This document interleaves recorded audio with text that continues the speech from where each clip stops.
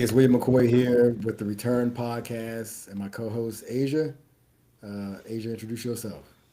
Asia Kirkendall, CFO at Karuti. Awesome.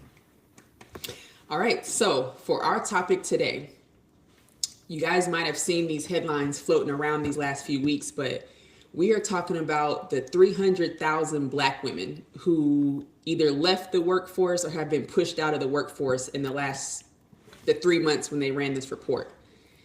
And so, what we're referencing here, just to show you, because we like receipts around here, is this Forbes article, okay, where they reported on this at the beginning of August. So,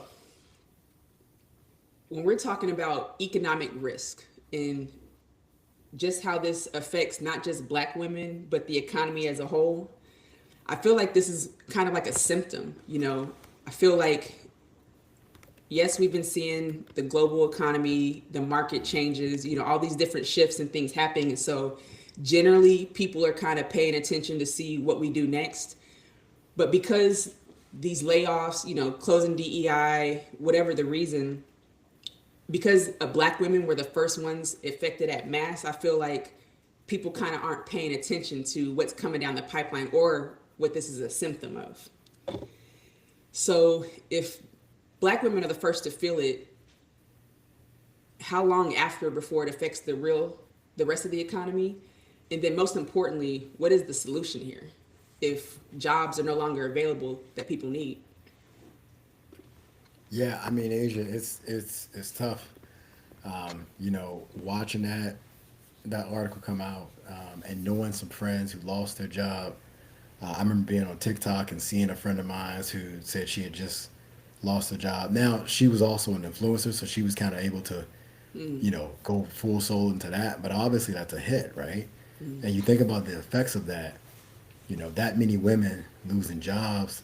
That's a big chunk of the middle class for blacks, and in a lot of cases, they were the sole breadwinners for their families, right?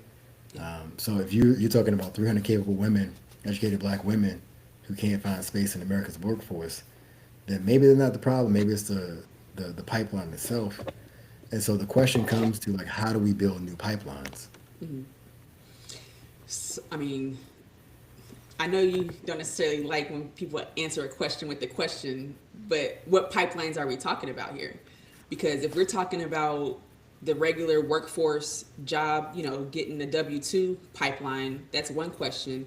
Or if we're talking about the pipeline to income generation in general. Well, And I'm gonna tell you, you know how I feel about, I mean, I've been an entrepreneur for a while, right? yeah, And so it's difficult for me to see a path outside of entrepreneurship.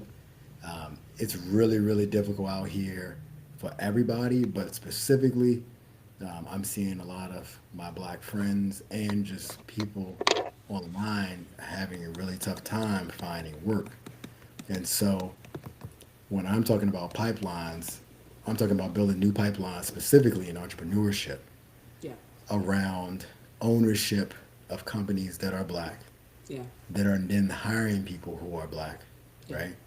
In order to fix what we have lost, which I believe is going to continue to happen yeah, in this system, right? So that's the pipeline I'm talking about, building companies that then hire black people, yeah, train black people to then go out there and be other entrepreneurs, or just train great executives and CEOs or middle class management or yeah, whatever you want to be, but having places where you are less susceptible to risk because of the color of your skin yeah. versus what has happened and has been happening for a long time.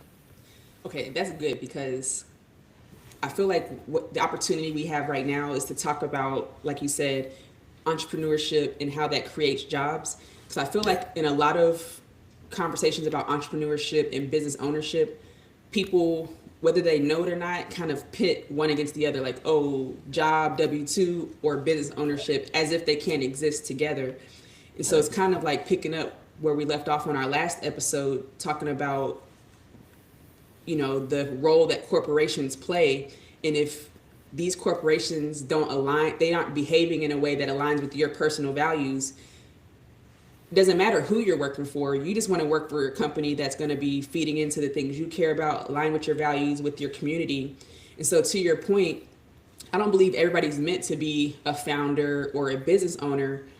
We need middle management. We need executives. We need, all the different levels for the mission to get complete. And as long as you wake up every day and you are doing the things that you love to do, you working towards your goals, your personal goals, the greater goals, that's what success, that's how one of the ways I would define success. And so you don't necessarily need to start a business to feel that success and fulfillment. But I think the conversation we're having is important just for people to realize that having a job is not bad. It's how do you feel whenever you're going to that job, and ultimately, what is that company doing for the society at large? And that's exactly it, right? Like it doesn't necessarily matter if you are working for somebody, or you start out and become your own entrepreneur, or you're working while you're trying to become an entrepreneur, right? Yeah. But there should be a pipeline, a path for you to be able to do that without the worries that so many of us face simply because of the color of our skin. Yeah. And so that's where the education around entrepreneurship and ways to get your company started or funded. I'll give you an example. Yeah. You can go out and get funding from an SBA loan, which is up, right? SBA loans are up, and specifically amongst African Americans or blacks, right? But one of the issues that they face is that they don't have what is called patient capital. And that patient capital allows you time for growth. Yeah. And so without that time to grow, you take in a loan, right? They want that loan back. From personal experience, I can tell you. You get a loan from SBA. They want you to start paying on that loan within 45 to 60 days, right? That 60 means that days. yes, you should start paying back that loan. Like you're gonna get a loan coupon from them within that time period, Yeah. saying, hey, look, maybe maximum 90 days if they really are kind, but typically you get Wow. the money, Yeah. they want you to start paying back on that loan. Yeah. Well, the difference between that and being able to get funding outside of that, where we see a lot of these companies and startups being able to get money, is that they get what is called patient capital, right? And that patient capital is time for them to grow from the seed to a more mature company Yeah. so that they have revenue Yeah. that can match. Well, if you don't have that, then you basically have to start off from zero, maybe asking some friends and family or save up some time to get some money. And again, it puts us behind the eight ball when it comes to our counterparts. Yeah. So crowdfunding allows for that patient capital to Yeah. be put into place, Yeah. right? People are investing in you. They may not necessarily expect a return. Typically, that return, typically you can do what is called like a convertible note, which is like a loan, right? A debt. And then that debt can convert into equity for people. But that debt typically doesn't become mature for 2 years. So it means that you're not paying that loan back to whoever your investors are for 2 years. And in reality, 90% of the time, it's gonna turn into an equity Yeah. model, and then they're investing in you. So which then gives you more time to try to build that company up. And you need that time, you need that flexibility, you need that patient capital. Yes. Yes. Yes. Man, I never heard of it described that way, patient capital, but I love it because it reminds me of when I was in real estate and we did our first fix and flip deal and we got a hard money lender. And so for real estate, a big theme when we were starting was the chicken and the egg. Like they want you to have experience to give you a loan, but to get a loan, you got to have a couple deals under your belt. So like, okay, how do I do this? And so the way we did it, this is where the financial strategy comes in, is we got the hard money loan, but to your point, they want you to start making payments right away on that, and we're going to need at least 3 months to flip this house. So when we Yeah. got the loan, I made sure to carve out a portion of that, and we reserved that just for the loan payments, so Right. that we wouldn't put ourselves against the wall by having to pay contractors to do the deal and pay loan at the same time, and then be shooting ourselves in the foot because we didn't plan ahead. And especially as first time investors or early stage investors, like you're saying, needing that time for the patience and for the seed to grow, the institutions that's lending don't always give you that time. So you have to figure out a way to build your own, buffer in there. Yeah, no, absolutely. I mean that you said and epitomized exactly what ends up happening. You had you need some time to flip the property, but right away the hard money lenders want you to start paying back, right? Yeah. And so I think patient capital is the way to go Yeah. because we see it work with a bunch of other companies out there, right? Yeah. And I think it's going to be the way for the future for us as far as getting into entrepreneurship and building these pipelines and building these companies that we absolutely need to be able to compete. Yeah. One of the things that crowdfunding allows people to do, equity crowdfunding specifically, is that it allows a founder or an entrepreneur to go out and say, look, I want to test the waters of does this work, right?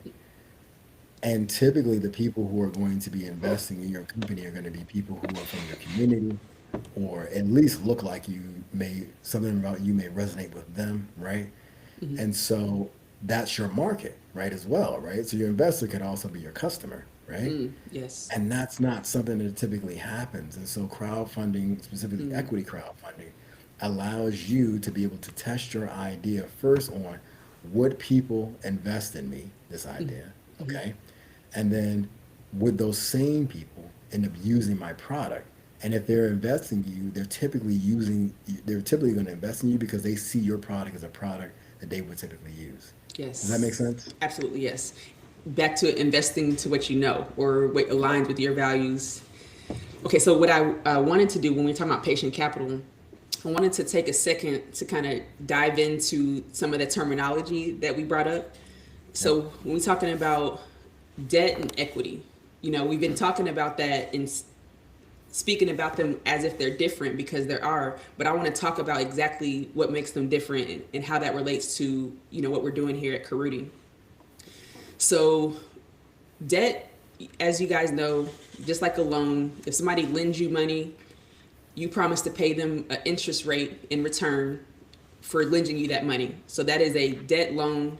It is the a debt note that they gave you, and you promise to pay back interest for that.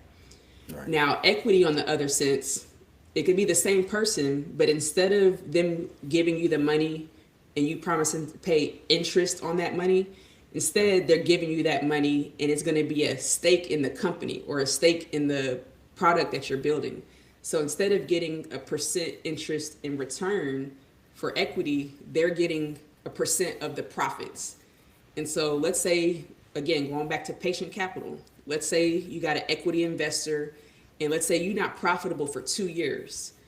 An equity investor is going to understand that because if you're not profitable, they're not going to expect any return yet. And so they're going to be patient and wait that 2 years because they know as soon as you turn profitable, they start to get a split of all of those profits that come through. And so with what Will was talking about with the convertible note, essentially the way we're designing this crowdfunding opportunity is we're going to start out as and we'll jump in if I'm misleading us here, but it's going to start out as a debt investment originally, and then once the company hits a certain milestone, it's going to convert into an equity stake in that company. Yeah. That's exactly how it works, right? You have a good combination of both, right? You have a promissory note, but then you also have that equity piece that's tied in there as well, which is super important to so many of us. And then there's another part that we do that we'll talk about in later shows to really cement your equity investment and turn down some of the buffers.